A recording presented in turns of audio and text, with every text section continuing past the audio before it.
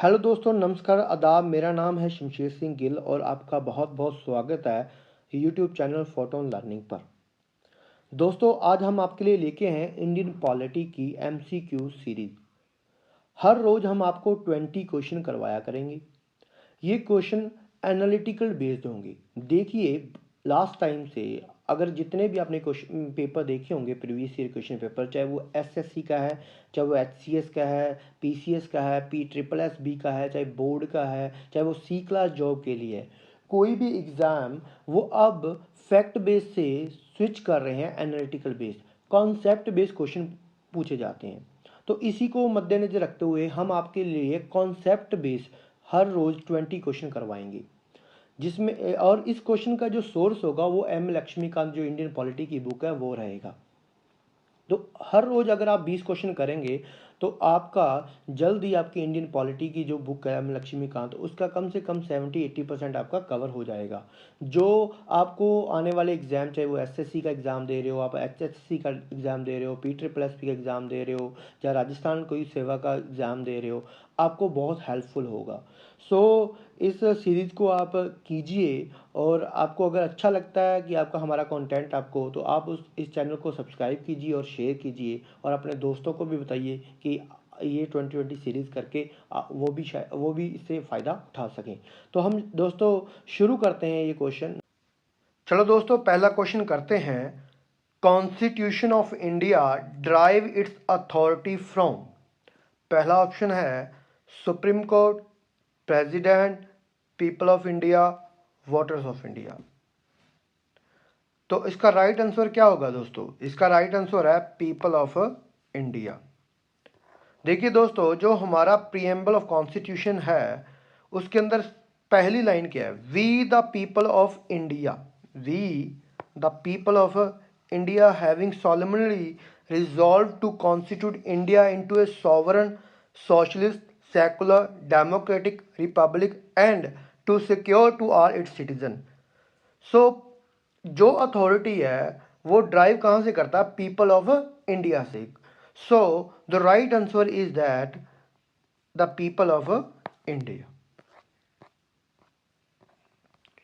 Which of the following words was added by 42nd Amendment Act in preamble? 42nd Amendment Act 1976 में किया गया था, जिसको mini constitution of India भी बोलते हैं, mini constitution. Because 42nd amendment 1976 में बहुत सारे चेंजेस किए गए थे कॉन्स्टिट्यूशन इंडिया के अंदर। तो तीन उसके अंदर प्रीएम्बल के अंदर भी एक अमेंडमेंट किया गया था, और प्रीएम्बल के अंदर 3 वर्ड्स को ऐड किया गया था। अब बताना है हमने इनमें से कौन से वो तीन वर्ड्स हैं। तो पहला है socialist, secular, fraternity and integrity. बताइए, ये चारों वर्ड्स प्रीएम्बल के अंदर हैं।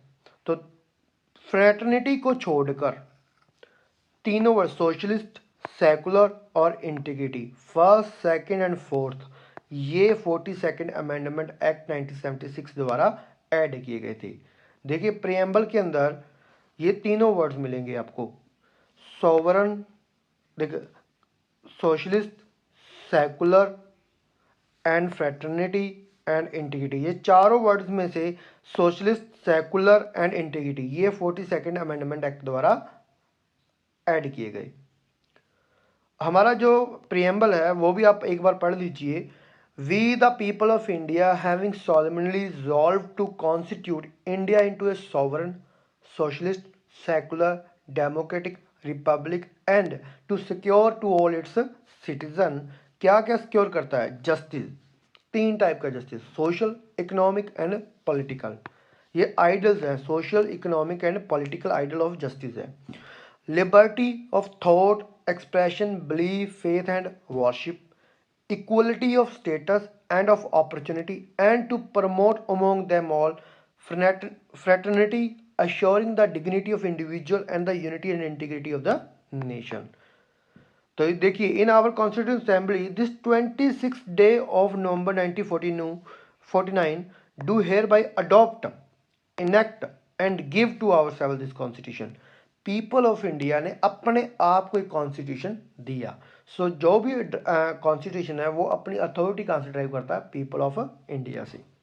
आगे क्वेश्चन नंबर थर्ड है the ideal of justice social economic political has been taken from. अभी हमने प्रियम्बल के अंदर पढ़ा था 3 टाइप का जस्टिस था, सोशल इकोनॉमिक एंड पॉलिटिकल।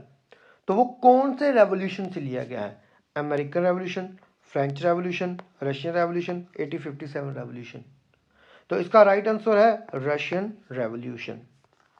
देखिए जो social economic and political justice है वो होते क्या है। Social justice denote the equal treatment of all citizen without and social distinction based on the caste, colour, race, religion, sex और so on. किसी को धर्म के नाम पे, किसी को जाति के नाम पे, किसी को रेस के नाम पे, किसी सेक्स के नाम पे, या वो मैन है या वुमेन है, या कोई भी रंग के बेसिस पे जिसको कोई भी तरह का डिस्क्रिमिनेशन नहीं किया जा सकता। तो ये कौन अश्योर करता है, कॉन्स्टिट्यूशन ऑफ इंडिया। तो ये सोशल जस्टिस कहते हैं। ऐसे ही economic justice denote the non discrimination between people on the basis of economic factor. कोई अमीर है या कोई गरीब है, कोई अमीर है या कोई गरीब है, इसके बेसिस पे कॉन्स्टिट्यूशन किसी तरह का भी कोई डिस्क्रिमिनेशन नहीं करता। ऐसे ही पॉलिटिकल जस्टिस है। Political justice imply that all citizen should have equal political right, equal access to all political offices and equal voices in the government. वोट डालने का अधिकार, ये भी एक पॉलिटिकल जस्टिस है। So the ideal of justice social economic and political has been taken from the Russian revolution. देखिए एक क्वेश्चन इसमें ये बन जाता है, कई बार पॉलिटिकल जस्टिस की डेफिनेशन आ जाती है, तो उसमें आपको ऑप्शन दिया जाएगा equal political right, second option दिया जाएगा equal access to all political offices, equal voice in the government. बताइए इनमें से कौन है या तीनों है। तो ऐसे क्वेश्चन बन जाता है। तो पूरा तरीके से ध्यान से पढ़िए, हर एक स्टेटमेंट बहुत ही इंपॉर्टेंट है। तो अगला क्वेश्चन करते हैं, distributive justice is the combination of. Very important question है ये। जो डिस्ट्रीब्यूटिव जस्टिस है वो इन जो सोशल इकोनॉमिक एंड पॉलिटिकल में से किन का कॉम्बिनेशन है। तो सबसे पहले social and economic justice, social and political justice, economic and political justice, social economic and political, तीनों का। तो बताइए सब इसका जो राइट आंसर क्या होगा। इसका राइट आंसर है social and economic justice, that is the distributive justice. A combination of social justice and economic justice denote what is known as a distributive justice. The right answer is social and economic justice. Fifth question करते हैं दोस्तों, preamble is the horoscope of our sovereign democratic republic. Who gave this statement? तो पहला व्यक्ति है sir Alladi Krishna स्वामी, KM. Munshi, doctor Bhimrao Ambedkar, पंडित ठाकुर दास भार्गव। तो इनमें से राइट ऑप्शन कौन सा है। इनमें से राइट ऑप्शन है के.एम. मुंशी। देखिए according to K M. Munshi, a member of drafting committee of the constituent assembly, the preamble is the horoscope of our sovereign democratic republic. Pandit Thakurdas Bhargava ने कौन सी स्टेटमेंट दी, the preamble is the most precious part of the constitution, it is the soul of our constitution. N.A. Palkhiwala, an eminent jurist and constitution expert, called the preamble as the identity card of the constitution.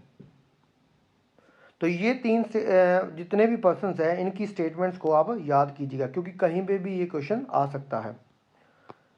अगला question करते हैं, union of India includes territory of states only, territory of states and union territories, territories of state, union territories and acquired territories of by government of India, only union territories. देखिए ये काफ़ी tricky question है, क्योंकि union of India और territories of India दोनों अलग अलग expressions हैं, दोनों अलग अलग स्टेटमेंट हैं। इनमें से टेरिटरीज ऑफ इंडिया जो है वो वाइड एक्सप्रेशन है। So union of India include only territories of the state only. तो right answer is the A. देखिए आर्टिकल 1 के according the territories of India can be classified into 3 category. पहला territories of the states, union territories that may be acquired by the government of India at any time. Notably, the territory of India is a wider expression than the Union of India, because the latter includes only state. जो union of India है वो सिर्फ states को include करती है, और जो farmer है वो स्टेट्स को भी, यूनियन टेरिटरीज को भी, और territories that may be acquired by the government of India at any future time. So territories of India and union of territories में कंफ्यूजन नहीं क्रिएट करना है. Territories of India is a wider expression and union of India is the union of India जो है वो territories of the states only. So next question करते हैं, which of the following article is related to the admission और establishment of new state that are not part of union of India. तो article 2, 3, 4, 5. तो article जो 2 है that is the right answer. Article 2 relates to the admission or establishment of new states that are not part of Union of India. और Article 3 किसके बारे में कहता है? On the other hand, relate to the formation of or changes in the existing state of the Union of India. जो states already हैं उनके अंदर चेंजेस करना है, उनको छोटा करना है, उनको बड़ा करना है, उसमें कुछ पार्ट ऐड करना है, उसमें से कुछ पार्ट घटाना है, तो वो आर्टिकल 3 के अंडर होता है. और न्यू स्टेट फॉर्मेशन करनी है जो कभी यूनियन ऑफ इंडिया का पार्ट नहीं है, तो उसको क्या बोलते हैं, वो कौन से आर्टिकल के तहत होगा? आर्टिकल 2 की. नेक्स्ट क्वेश्चन करते हैं, आर्टिकल 3 ऑथराइज द पार्लियामेंट. पहली स्टेटमेंट है, increase or diminish the area of any state, alter the boundaries of any state, alter the name of any town, and form new state from any state or UT. Correct statement.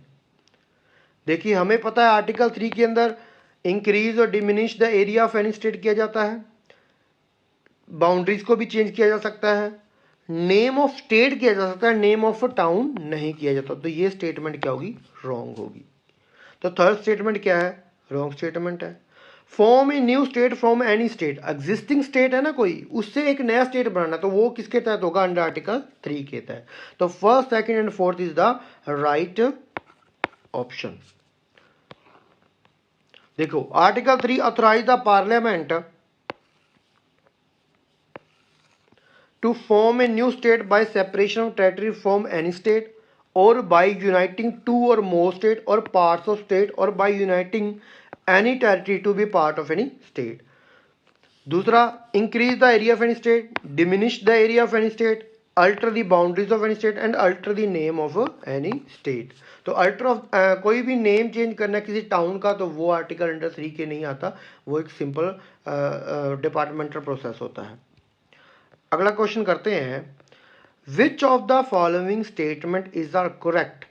The territorial integrity of any state is guaranteed by the constitution. Establishment of new state, alteration of a boundaries, or name of state not to be considered as amendment under article 368. देखो territorial integrity क्या क्या मतलब है कि किसी भी state की boundary जो है वो फिक्स है, वो कभी भी चेंज नहीं की जा सकती. क्या ऐसा प्रावधान कॉन्स्टिट्यूशन ऑफ इंडिया में है? नहीं है, क्योंकि अंडर आर्टिकल 3 हम किसी भी पार्लियामेंट जो है वो किसी भी स्टेट को छोटा कर सकती है, उसकी बाउंड्री को चेंज कर सकती है, उसका नाम चेंज कर सकती है. वो तो टेरिटोरियल इंटीग्रिटी गारंटेड नहीं है, तो ये स्टेटमेंट क्या हो जाएगा? रॉन्ग हो जाएगा. अगला क्वेश्चन है, एस्टैब्लिशमेंट ऑफ अगला स्टेटमेंट है, establishment of new state, alteration of boundaries और name of state not to be considered as amendment under article 3. देखिए ये स्टेटमेंट बिल्कुल सही है. आर्टिकल जो 4 है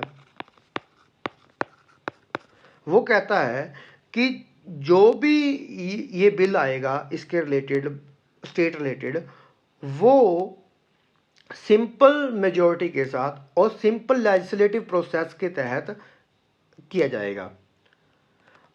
तो वो अंडर आर्टिकल 360 के एंड स्पेशल मेजॉरिटी के साथ अमेंडमेंट नहीं किया जाता, तो इसलिए वो अंडर आर्टिकल 368 नहीं आता. So statement second is correct, तो right option is only second. यहां देख भी लीजिए, article 4 self declare that the law made for the admission of establishing new state under article 2 and formation of a new state and alteration of area boundaries or name of existing state under article 3 are not to be considered as amendment of the constitution under article 368. This means that such law can be passed by simple majority and by the ordinary legislative process. तो अगला question करते हैं 10th, which of the following statement is correct? The parliament is empowered to alter the boundaries of any existing state. The parliament is empowered to alter the boundaries of an existing state. A bill pertaining to the alteration of boundaries of an existing state can be introduced only in the Rajya Sabha. देखिए पहली statement तो correct है, क्योंकि अभी हमने पढ़ा है article 3 के तहत द पार्लियामेंट के पास पावर है, ठीक है।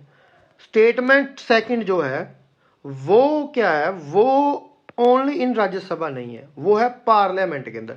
वो चाहे वो लोकसभा में भी आप इंट्रोड्यूस कर सकते हो, वो आप राज्यसभा में इंट्रोड्यूस कर सकते हैं। तो सेकंड स्टेटमेंट क्या हो जाएगी, रॉन्ग। तो only first amendment is the right answer. Article 3 laid down the two conditions. One, a bill contemplating the above changes can be introduced in the parliament only with the prior recommendation of the president. President की recommendation लेना बहुत ज़रूरी है पहले। दूसरा, two before recommending the bill the president has to refer the same to the state legislature concern for expressing its view within a specified period. एक period के अंदर स्टेट को अपनी राय रखनी होती है। लेकिन यहाँ पे एक ये ट्विस्ट ये है कि प्रेसिडेंट पार्लियामेंट बाउंड नहीं है वो सजेशन को मानने के लिए। अगर स्टेट स्पेसिफाइड पीरियड के अंदर अपनी सजेशन दे भी देता है तो अगर पार्लियामेंट को वो सजेशन एक्सेप्ट करनी है तो वो कर सकती है, अगर लेकिन उसके ऊपर कोई बाउंडेशन नहीं है। क्वेश्चन नंबर 11 करते हैं। फर्स्ट स्टेटमेंट है formation of state of Nagaland, second state reorganisation of state, formation of state of Haryana, formation of a state of Gujarat. Which one of the following is the correct chronological order of above? इनमें से chronology, इसको क्रोनोलॉजिक order में हमने set करना है। तो पहली statement कौन सी हो सकती है? पहली स्टेटमेंट है स्टेट रीऑर्गेनाइजेशन ऑफ स्टेट। देखो 1955 में स्टेट रीऑर्गेनाइजेशन हुआ था फेडरल कमीशन के बाद। सेकंड उसके बाद क्या बना था, formation of state of Gujarat.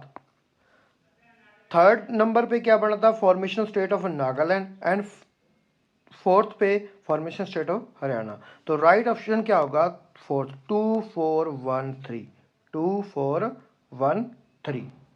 तो नेक्स्ट क्वेश्चन करते हैं। Who among the following was not a member of State Reorganization Commission appointed by the Pandit Jawaharlal Nehru? Pandit Jawaharlal Nehru द्वारा कौन सा जो कमीशन बनाया गया था, फैजल अली कमीशन जिसको बोलते थे, इनमें से वो कौन सा मेंबर नहीं था? तो पहला ऑप्शन है जस्टिस फैजल अली, ये तो थे, इनके नाम पे तो कमीशन था। पोटी श्रीरामुलु, के एम पनिकर, हरिद्यानाथ कुंजरू, एच कुंजरू। तो इनमें से कौन सी स्टेट में कौन कौन से पर्सन नहीं थे?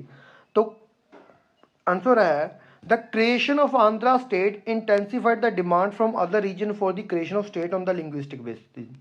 तो आंध्रा स्टेट सबसे पहली स्टेट थी जो लिंग्विस्टिक बेसिस पे बनी थी। उसके बाद बहुत सारी स्टेट्स ने डिमांड करना शुरू कर दिया था कि हमें भी लिंग्विस्टिक बेसिस पे बिफ्यूकेट या रीऑर्गेनाइज किया जाए। तो गवर्नमेंट ऑफ इंडिया ने एक 3 मेंबर की कमेटी जो state reorganisation commission Fazal Ali की चेयरमैनशिप के अंडर बनाया गया। उसके 2 मेंबर कौन कौन से थे, और वो थे K M Panikkar and H N Kunzru. तो 2 के एम पानिकर भी थे और एच एन कुंजरू भी थे। तो जस्टिस फैजल अली तो थे ही, तो पोटी श्रीरामुलु नहीं थे। तो ये आंसर क्या हो जाएगा, यही इसका आंसर है बी। अगला क्वेश्चन करते हैं। Question number 13, under citizenship act 1955 by which of the following way can a person become a citizen of India? कितने मेथड हैं सिटीजन अक्वायर करने की? पहला है by birth, by descent, by registration, by nationalisation, by incorporation of territory. तो ये पांचों के पांचों ही वे हैं सिटीजनशिप एक्वायर करने की। तो राइट आंसर क्या होगा? Option A, 1, first, second, third, fourth and fifth. Citizenship Act of 1955 prescribes 5 ways of acquiring citizenship: birth, descent, registration, naturalization and incorporation of a territory. Question number 14 करते हैं, which article of the constitution deals with the rights of citizenship of certain person of Indian origin residing outside India? Article 7, article 8, article 9, article 10। तो इनमें से जो right option है वो है article 8। अब हम देखते हैं सभी right one by one, article सभी वन बाय वन। तो पहला आर्टिकल है फिफ्थ। देखो फिफ्थ से 11 तक है जो पार्ट है, सेकंड पार्ट में आते हैं ये आर्टिकल, और ये हमें सिटीजनशिप के बारे में बताता है। ये पार्ट 5 to 11 आर्टिकल है। फिफ्थ आर्टिकल क्या बोलता है? Citizenship at the commencement of the constitution. Article 6 बोलता है rights of citizenship of certain person who have migrated to India from Pakistan. Article 7 rights of citizenship of certain migrant to Pakistan. Article 8 rights of citizenship of certain persons of Indian origin residing outside India. तो right answer क्या था? Article 8। Ninth article क्या बोलता है?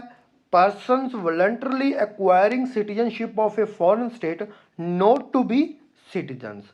Article 10 continuance of the rights of citizenship. और Article 11 Parliament to regulate the rights of citizenship by law. ये very important article है। Next question करते हैं, which one among following has the power to regulate the right of citizenship in India? इनमें से किसके पास power है regulate करने की सिटीजनशिप को? तो हमने अभी पढ़ा है आर्टिकल जो नंबर है वो है 11, पार्लियामेंट को पावर देता है रेगुलेट करने का। So it empower the parliament to enact a law to provide for such matter and any matter relating to the citizenship. तो इसीलिए parliament has enacted the citizenship act 1955।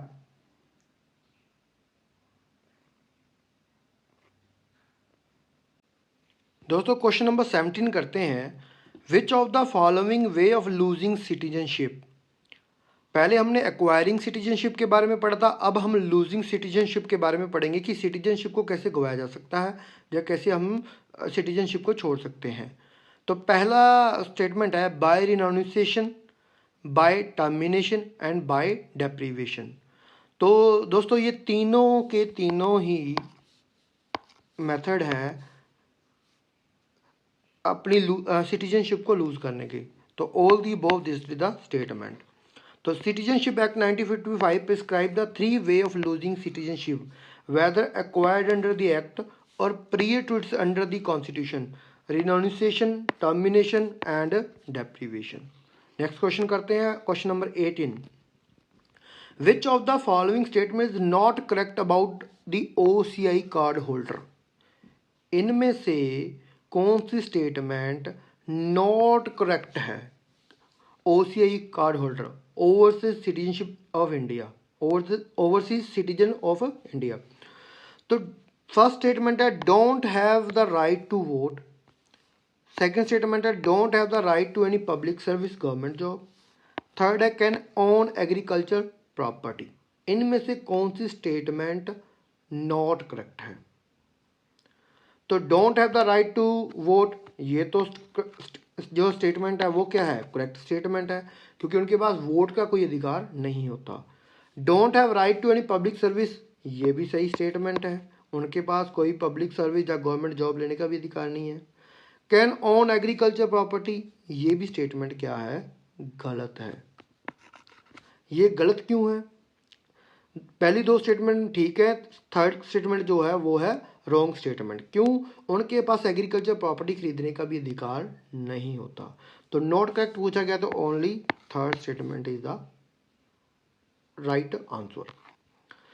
देखिए ये देखो, N overseas citizen of India card holder shall be entitled to such right as the central government may specify in this behalf। OCI related जितने भी government of India अगर central government है वो जो अधिकार उनको देना चाहती है वो दे सकती है। लेकिन अब तक जो अभी तक है, N overseas citizen of India card holder shall not entitled to the following rights which are conferred on the citizen of India। He shall not entitled to right to the equality of opportunity in the matter of public employment। Government job में उनको नहीं रखा जा सकता। Not be eligible for election as a president, as a vice president, appointment as a जज of supreme court, ये सभी important जितनी भी डेजिग्नेशन इनमें वो एलिजिबल नहीं होते। He shall not be eligible appointment as जज of high court, shall not be entitled to registration as a voter, तो वोट डालने का भी अधिकार उनको नहीं होता। Member of house of the people of the और the council of state, MP जो होते हैं वो भी नहीं, उनकी इलेक्शन के लिए भी वो एलिजिबल नहीं है। Not eligible for being a member of state legislative assembly, state legislative council, इनके लिए भी एलिजिबल नहीं है। Not eligible for appointment to public service, public service के लिए भी वो एलिजिबल नहीं है। तो ये सारे राइट है। अगला question, which of the following is known as a saint Helena act, इनमें से कौन सा एक्ट, जो regulating act 1773, government of India act 1858, chartered act of 1833, मोलेम इंटरफॉर्म, कौन सा इनमें से सेंट हेलेना एक्ट है? वो है चार्टर्ड एक्ट ऑफ 1833।